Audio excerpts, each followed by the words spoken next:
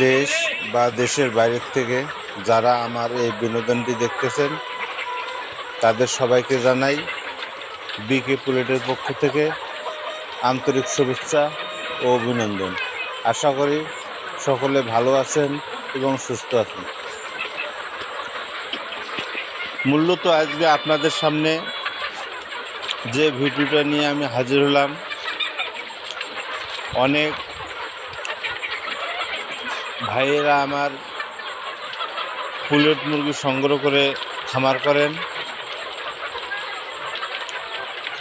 এবং অনেক ভাই বোনেরা আছেন বিদেশ থেকে আসছেন, আসার পরে নতুন করে খামার করার জন্য উদ্যোগ নিয়েছেন, কিভাবে করবেন এবং কিভাবে লেয়ার মুরগি পালতে হয়, কিভাবে লেয়ার মুরগি ডিম সঠিকভাবে আনতে হয় এবং এই মুরগিতে কতদিন পর্যন্ত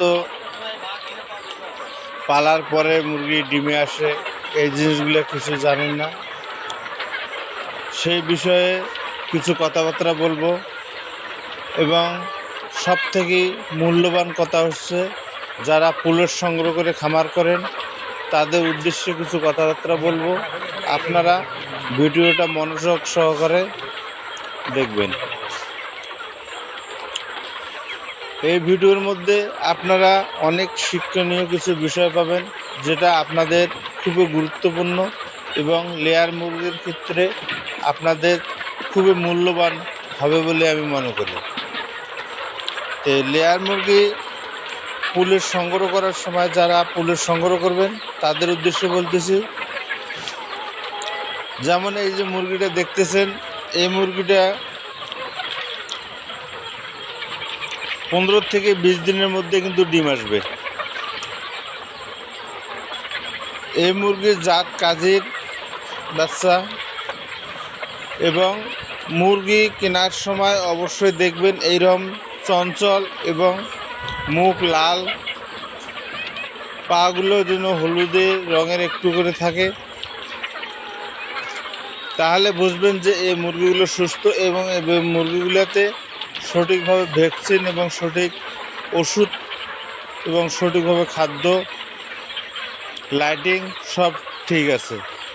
আর যদি মনে করেন দেখেন যে অনেক সময় মুরগির খাদ্য, লাইটিং এবং ওষুধ পানি সঠিক না হলে গেলে মুরগিগুলো হয়ে যাবে খুসখুসে এবং বিভিন্ন রকমের দেখাবে দেখা যাচ্ছে ফ্যাকাশে হয়ে যাবে, মুখমণ্ডল ফ্যাকাশে হয়ে যাবে, পা সাদা হয়ে যাবে, পা সেগুন হয়ে যাবে। তো এই মুরগিগুলো যদি নেন আপনারা দেখবেন ওই ক্ষেত্রে ওয়েট একুরেট পাবেন না। ওয়েট বিভিন্ন মুরগির বিভিন্ন রকম ওয়েট হবে। একই ব্যাচের মুরগি দেখা যাচ্ছে যে ছোট বড়, ওয়েট কম বেশি।